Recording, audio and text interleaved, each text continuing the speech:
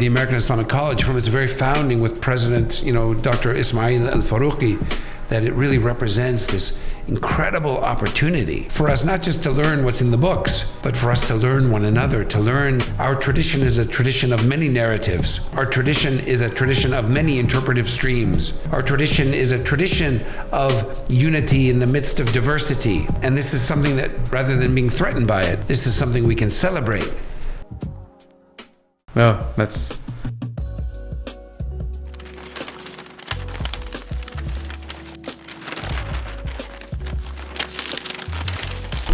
And going into what you were saying, I love the way that you both were referencing Ramadan Unscripted, because if you remember, when the concept for Ramadan Unscripted came up, it was to appeal to the unmasked.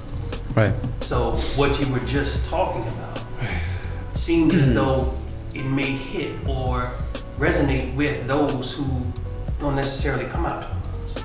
They may have some of those feelings that you were just talking about. What can we do?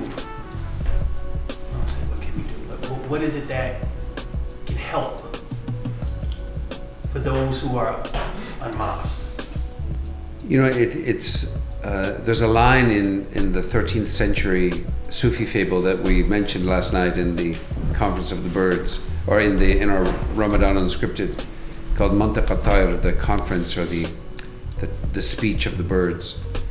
And it opens with the bird of Solomon, who's talking to the other birds, and he's saying, I know the way for us to get to our king, to find our king, but I can't go alone, right? And so he's seeking companions, because even though he knows the way home, he knows the way to the king of birds. I mean, he knows the way to God, but the journey's too difficult and he can't go alone. And so, what I think that the core of what community is about is it's about finding people who reinforce what is most important, what is best about being alive, about being human, and wanting to be in their company and wanting to support them in the way that they support us. And so I think for many Muslims in America, they have not found that sense of non-judgmental, inclusive community in their local mosque, or if they've gone and they've maybe had a bad experience, or maybe there's a lot of trauma even within the fabric of our own religious community that I think we cannot ignore and we cannot deny. And so there are a lot of reasons, and maybe even some good reasons, why some people stay away from these big communities, these big settings, which for them might be intimidating, or they might be triggering, or they might be, in some way intimidating. So I think that the one thing that I would encourage myself and others to do is to think small. Think about the friendships that really, as the Quran says, extract us from darknesses and lift us into a state of luminosity, and to feed those relationships, to nurture those relationships, to invest in those relationships, and to be really mindful about those relationships that are pulling us from luminosity and into dark places that we're not proud of, places that set us back instead of vaulting us forward.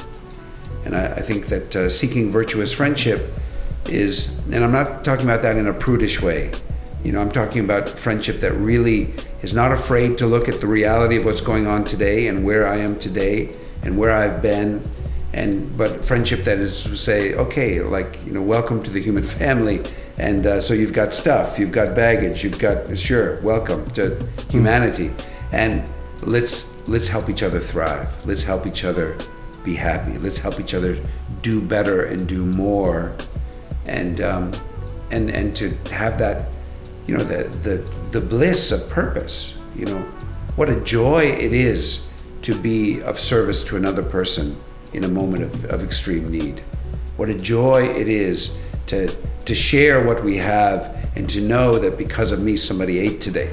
And all of that is a blessing. Like, God has given the gift to be shared. I was saying to somebody that, this Ramadan Unscripted thing, that, this informal, chatty, reflective, self-reflective journey through the Quran that we're doing, first and foremost, the beneficiaries are us. Yeah. That's right.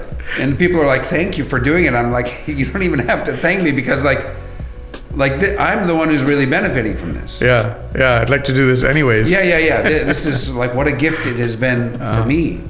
And so knowing that and wanting to then invest in that, I'm not saying that we need to do this every night now for the next 10 years, but I'm saying that we need to be investing in those things that really make us alive, investing in those things which give us joy, and investing in those things which keep us centered and grounded and facing the light, and to be actively diminishing those things in our lives which are holding us down. That's very nice. I don't think I can top that. But so I'll say something maybe very grounded, less sophisticated, perhaps. What I would say to unmasked or people who might be looking for their way or struggling, that first of all, everyone, there is no I can probably say this with a grain of salt, there is no universal standard. And they shouldn't be comparing themselves to, some abstract standard and how far away they are from that, or a mold within which they have to fit. They kind of need to just, and this is why it's hard to give, advice, is everybody's so differently situated.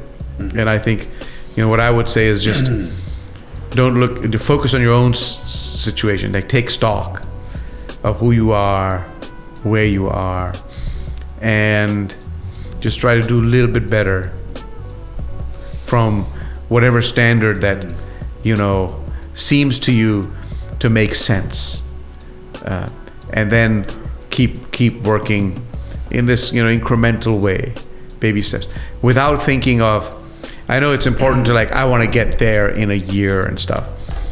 I think that's mostly helpful probably, but I wouldn't overplay that. Look at now and the next moment or tomorrow, right?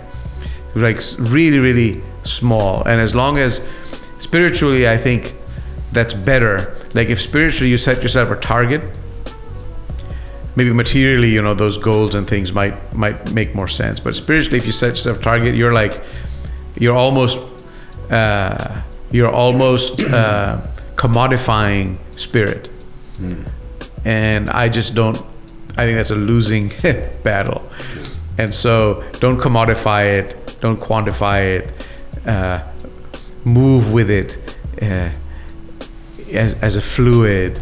And you never know where you're going to end up, but try and be moving in the right direction. And I think the best example for this is that hadith, and I think it's symbolic. This is my own reading, where there's the murderer who's killed 99 people and goes and decides he wants to repent, and then it's a really profound hadith. So he finds a sage and says, look, I've killed 99 people unjustly. How can I redeem myself? And the guy says, no hope. So he kills him. Well, what's the point? If I take another one, I'm already gone. And he ends up with this one person who's, all right, go to this village, and there you will find, I don't remember the details, but you will find what you need. And so he says, thank you. And he sets out upon that journey, but he dies on the way. And then God sends, there's a dispute between the angels. Who's going to take him?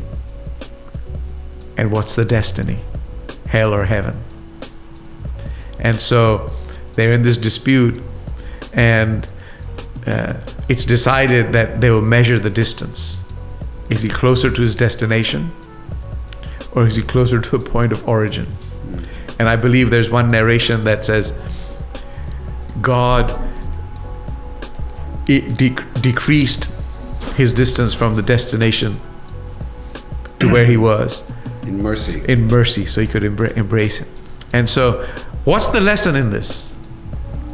The lesson is the path, not your location. Yeah. And so we get lost in location and standards. But as long as you're on the path, from wherever you happen to have realized that you need to be on a path, and wherever you find yourself now, that's all that matters. Yeah.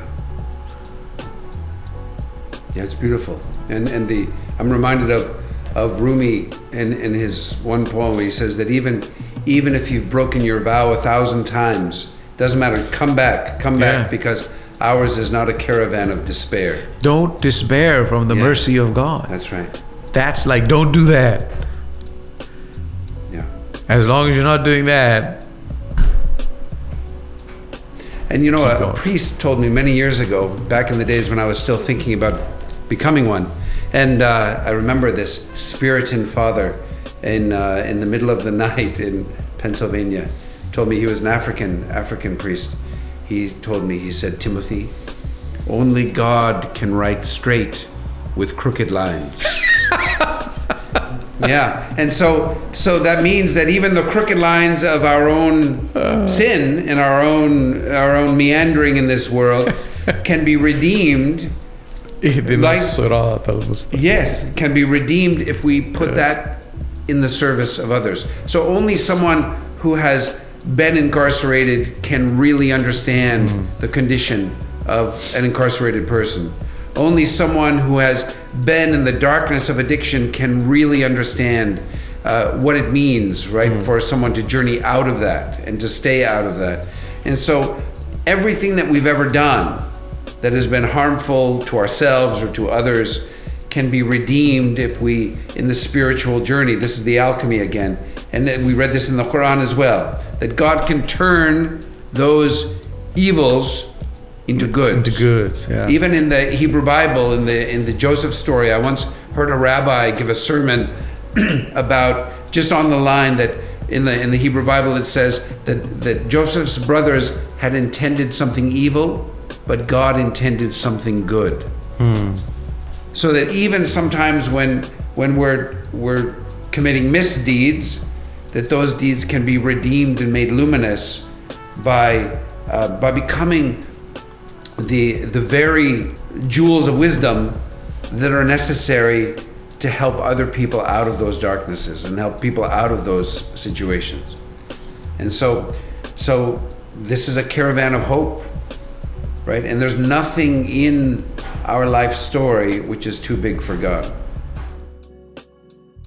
This is a very special time for the American Islamic College. We have been through a lot. You know, Musa and the Banu Israel and all of those children of Israel who were following him out of Egypt and into the desert, they had a 40-year period of hardship and struggle. You know, in the American Islamic College, we've had our 40 years of wandering in the desert and struggling.